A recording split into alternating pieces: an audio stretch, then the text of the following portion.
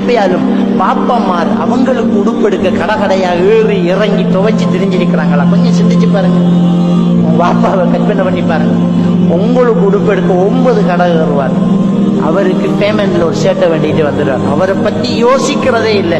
இல்லாம கூட எனக்கிட்ட நேற்று போன நாளைக்கு எடுத்தது இன்னும் மங்கல்ல, அது அப்படியே இருக்கு, எனக்கு பிரச்சனை இல்லை பாப்பா, உனக்கு எடு அப்படின்னு சொல்றதான் பாப்பா. அவனை பத்தி யோசிக்க மாட்டான்.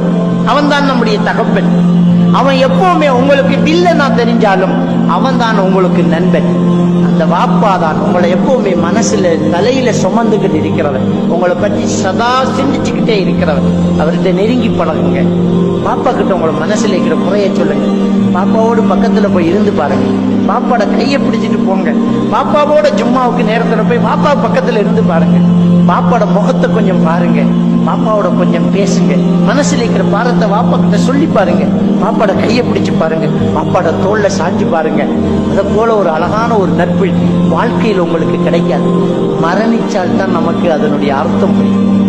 தகப்பன் மரணிச்சுட்டான் என்றா அதுக்கு பிறகு அழுது வேலை இல்லை. நிறைய பேருக்கு தகப்பனுடைய பொறுமதி எப்ப தெரியும் என்றா அவர் மரணிச்சதுக்கு பிறகுதான் தெரியுது. இழந்துட்டோமே, மிஸ் பண்ணிட்டோமே. எனக்கு எவ்வளவு புத்திமதி சொன்னார், எனக்காக எவ்வளவு யோசிச்சார், எனக்காக எவ்வளவு ஓடினார் அப்படின்னு நாம யோசிக்கிற வேலை இல்லை. காலம் கடந்த ஞானம்.